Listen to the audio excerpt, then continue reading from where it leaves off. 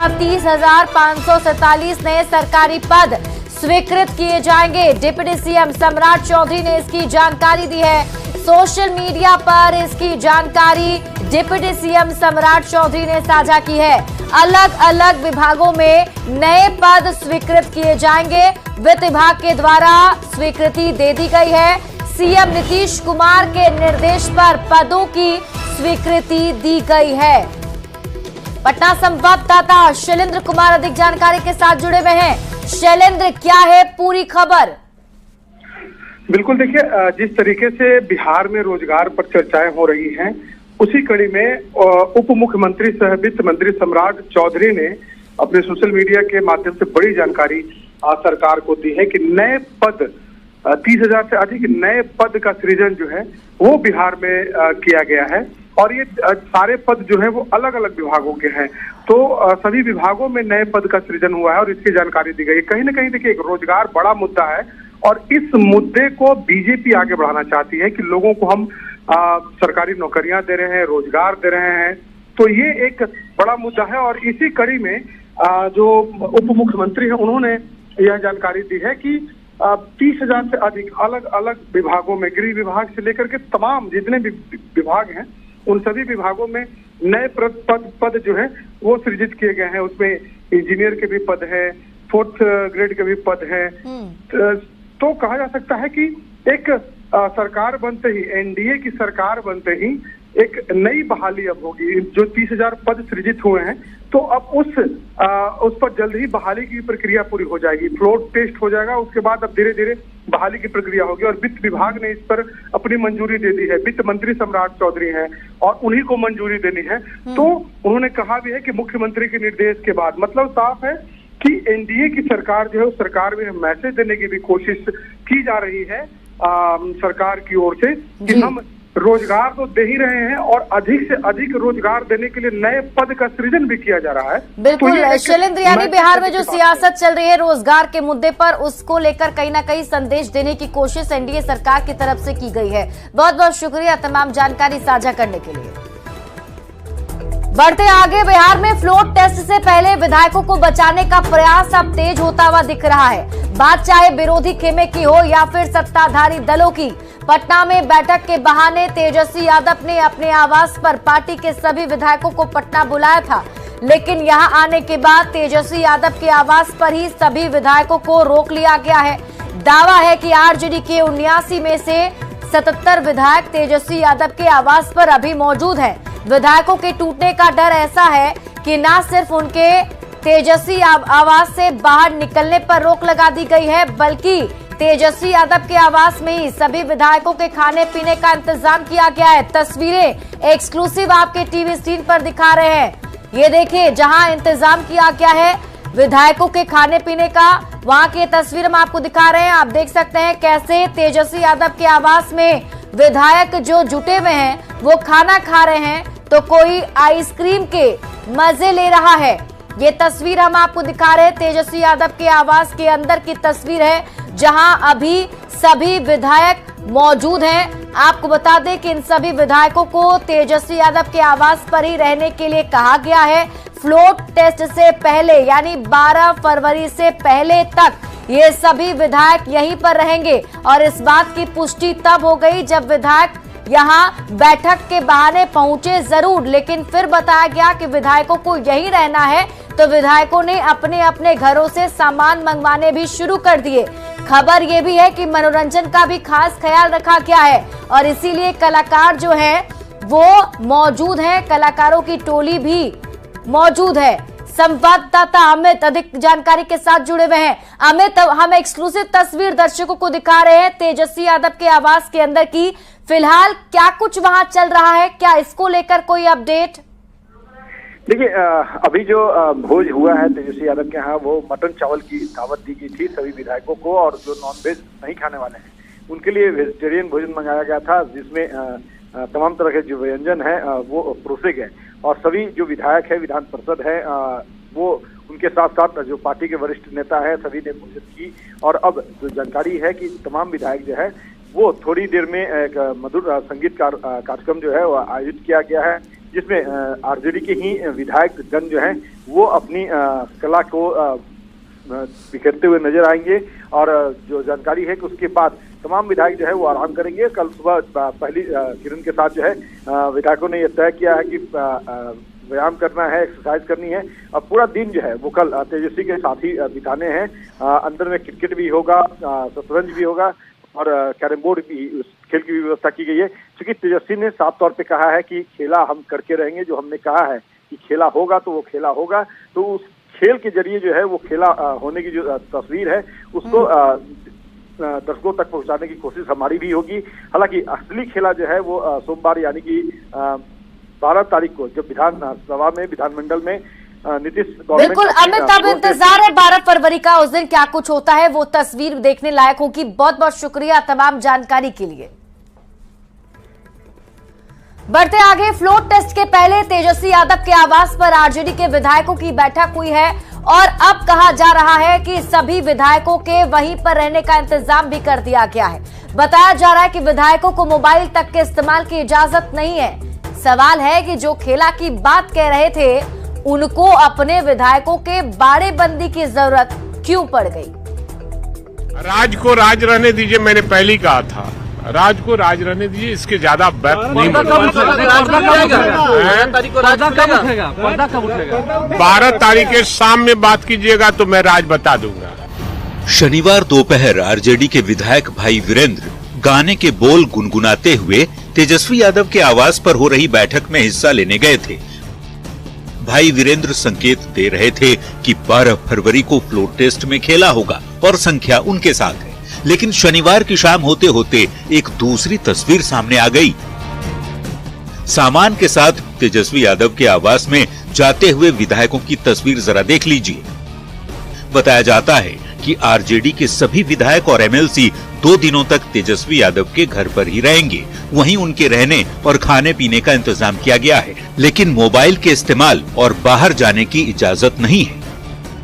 भोजन के साथ साथ तमाम इंतजामात यहीं पर किए जा रहे हैं। जो भी बॉडीगार्ड हैं, ड्राइवर हैं विधायक के, वो कपड़े जो है अंदर पहुंचा रहे हैं, क्योंकि विधायक तैयारी करके नहीं आए थे कि रात में रुकना पड़ेगा। 28 जनवरी को बिहार में नई सरकार बनी और उसी दिन तेजस्वी यादव ने दावा कर दिया था कि खेल अभी बाकी है। उसके बाद से आरजेडी की ओर से तमाम नेता जेडीयू में टूट का दावा करने लगे। कहा जाने लगा कि जेडीयू के विधायक उनके संपर्क में हैं। सवाल है कि जिस आरजेडी की तरफ से जेडीयू में टूट का दावा किया जा रहा था, उस आरजेडी को अपने विधायकों को तेजस्वी के घर पर ठहराने की आखिर जरूरत ही क्यों पड़ी?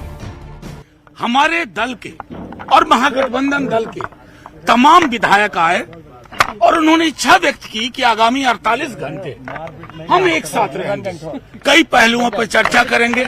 आपको इंटरेस्टिंग लगेगा जान के, अंदर अंत्याक्षरी हो रही है, लोग छोटी छोटी अपनी बातचीत में लगे हुए हैं। विधायक हमारा, एक एक विधायक हमारा अंदर आराम से बैठा हुआ बातचीत कर रहा है बिहार की राजनीति के बारे में, देश की राजनीति के बारे में। 12 फरवरी तो एक छोटा एपिसोड है। क्या खेला होने का दावा करने वाले तेजस्वी यादव को अपनी ही पार्टी के साथ खेला होने का डर सता रहा है? क्या तेजस्वी को लग रहा है कि कहीं फ्लोर टेस्ट के दौरान उनके विधायक नीतीश सरकार के समर्थन में वोटिंग न कर दें? न्यूज 18 के लिए पटना से रजनीश कुमार और रवि एस नारायण के साथ ब्यूरो रिपोर्ट। तो बिहार में सियासी हलचल के बीच जेडीयू की तरफ से भी मंत्री श्रवण कुमार के आवास पर विधायकों को भोज दिया गया। भोज में करीब करीब सभी विधायक पहुंचे। भोज में जो 6 विधायक नहीं पहुंचे, इनका कोई ना कोई पर्सनल कारण भी रहा। रविवार तक सभी विधायकों के पहुंचने की बात कही जा रही है। भोज में पहुंचे विधायकों का कहना है कि जेडीयू पूरी तरह से एकजुट है। डायरेक्ट नहीं आई, लेकिन हमारे रिलेटिव को बोला गया था। खेला होगा और खेला बाकी है के सियासी दावे के बीच पटना में मंत्री श्रवण कुमार के आवास पर जेडीयू विधायकों की बैठक हुई। बैठक में मंत्री से लेकर मुख्यमंत्री तक और एमएलसी से लेकर एमएलए तक पहुंचे। सबने एक सुर में एकजुटता की बात कही। एकदम परफेक्टली ऑलराइट, नो इशू। तमाम विधायक एकजुट हैं। एकजुट मेला होगा, मेला पूर्ण से ज्यादा है। तो हमारे सब विधायक चट्टानी एकता की तरह एकदम श्रवण कुमार के आवास पर हुए महाभोज में जेडीयू के 6 विधायक नहीं पहुंचे, लेकिन कहा जा रहा है कि इन सभी विधायकों के भोज में शामिल न हो पाने के पीछे सियासी खेला नहीं बल्कि कोई न कोई जरूरी वजह है। केसरिया से जेडीयू विधायक शालिनी मिश्रा पटना से बाहर हैं, रविवार को पटना लौटेंगी। खगड़िया के परबत्ता से विधायक डॉक्टर संजीव भी निजी कार्य से बिहार से बाहर गए हुए हैं, वो भी रविवार की शाम पटना पहुंचेंगे। बरबीघा से विधायक सुदर्शन कुमार शनिवार को ही पटना पहुंच रहे हैं। सुरसंड से जेडीयू के विधायक दिलीप राय निजी काम से पटना से बाहर थे, वो भी रविवार से पहले पटना में मौजूद होंगे। रुपौली से जेडीयू की विधायक बीमा भारती निजी काम से अपने विधानसभा क्षेत्र में थी, वो भी शनिवार को ही पटना लौट रही हैं। जबकि महिषी से जेडीयू के विधायक गुंजेश्वर साहब फिलहाल बीमार हैं और दिल्ली में उनका इलाज चल रहा है, वो भी पटना लौट रहे हैं। मीटिंग तो कल है ना, मीटिंग तो कल है 5 बजे विजय बाबू का। तो आज कितने विधायक कब तक नहीं पहुंचे हैं सर? कितने लोग नहीं आए? लगभग सभी पहुंच गए हैं, 1-2 छोड़कर। जेडीयू का दावा है कि उनके विधायक एकजुट हैं। रविवार को पार्टी के सारे विधायक पटना में मौजूद होंगे और 12 फरवरी को विधानसभा के फ्लोर पर सरकार आसानी से विश्वास मत हासिल कर लेगी और जो लोग खेला की बात कह रहे हैं वो मेला देखकर बेचैन हो जाएंगे। न्यूज़ 18 के लिए पटना से आनंद अमृतराज के साथ ब्यूरो रिपोर्ट। तो 12 फरवरी को विधानसभा में एनडीए सरकार का फ्लोर टेस्ट से पहले बोधगया में बीजेपी का प्रशिक्षण शिविर चल रहा है और 2 दिनों के इस प्रशिक्षण शिविर का कल समापन होना है। बोधगया में बैठक को लेकर डिप्टी सीएम सम्राट चौधरी ने कहा कि इस बैठक में पूरी तरह से संगठन की मजबूती, लोकसभा चुनाव 2024 की रणनीति पर चर्चा और केंद्र सरकार की योजनाओं का जनता को मिल रहे लाभ पर चर्चा होगी। डिप्टी सीएम ने कहा कि पार्टी के गांव चलो अभियान के तहत बिहार के 45,000 गांव में बीजेपी के नेता जाएंगे, जिसकी भी रणनीति बनाई जा रही है। और किस तरह 2024 के लोकसभा के चुनाव के लिए तैयारी करनी है, गांव चलो अभियान कैसे गांव-गांव तक हम पहुंचेंगे। 45,000 गांव को हम लोगों ने चिन्हित किया है और इसके साथ साथ लाभार्थी लगभग 7.5 करोड़ लोगों को नरेंद्र मोदी जी की सरकार ने सीधा लाभ पहुंचाने का काम किया है। हम उनसे भी संपर्क अभियान चलाने का काम करेंगे सर। तो इस पूरी बैठक में मूलतः हम अपने संगठन के काम और विधायिका को जोड़कर इस काम को आगे बढ़ाएंगे। वहीं केरल के राज्यपाल आरिफ मोहम्मद खान दरभंगा पहुंचे, जहां उन्होंने लहरियासराय स्थित एक ऑडिटोरियम में भारतीय संस्कृति एवं सार्वभौमिक महत्व विषय पर आयोजित सेमिनार में हिस्सा लिया। इस मौके पर आरिफ मोहम्मद खान ने भारतीय संस्कृति को ज्ञान का केंद्र बताया और कहा कि ज्ञान और आत्मा इसके मूल मंत्र हैं और इसको शेयर नहीं करते। वे मां सरस्वती के खलनायक हैं। आरिफ मोहम्मद खान ने कहा कि आज पूरी दुनिया भारत को सम्मान की दृष्टि से देखती है। भारत आज एक भारत अपनी पुरानी इस विरासत को जिंदा करने की यात्रा पे है। इस वक्त पूरी दुनिया भारत को सम्मान की दृष्टि से देखती है, चाहे स्पेस अग्नियान हो, सूर्ययान हो, चंद्रयान हो, उद्योग हो, नई नई जो दुनिया में जिस तरह प्रगति हो रही है वो क्षेत्र हो, हर कोई। और 12 फरवरी को विश्वकर्मा हुंकार रैली का आयोजन किया गया है। भारतीय विश्वकर्मा महासंघ के राष्ट्रीय अध्यक्ष मुकुल आनंद विश्वकर्मा ने बताया कि प्रदेश के कोने कोने से विश्वकर्मा समाज के लोग हक और अधिकार के लिए अपनी आवाज को बुलंद करेंगे। बढ़ई, स्वर्णकार, ठठेरा, लोहार, प्रजापति, कसेरा सभी समाज के लोग एकजुट होकर राजनीतिक, सामाजिक और आर्थिक अधिकारों की लड़ाई लड़ेंगे। विश्वकर्मा महासंघ ने मांग की है कि विश्वकर्मा आयोग या शिल्प विकास निगम का गठन किया जाए। साथ ही आरा मशीन का लाइसेंस सिर्फ विश्वकर्मा समाज को ही दिया जाए। विश्वकर्मा समाज के वंशजों को अनुसूचित जाति में शामिल करने की भी मांग की गई है। पूरे बिहार में विश्वकर्मा समाज की आबादी 8% है और राजनीतिक सामाजिक किसी भी तरह का विकास आज तक नहीं हो पाया। जितनी भी पॉलिटिकल पार्टियां हैं आज तक वोट लेने का काम करी और किसी ने भी इनको हक अधिकार नहीं दिया।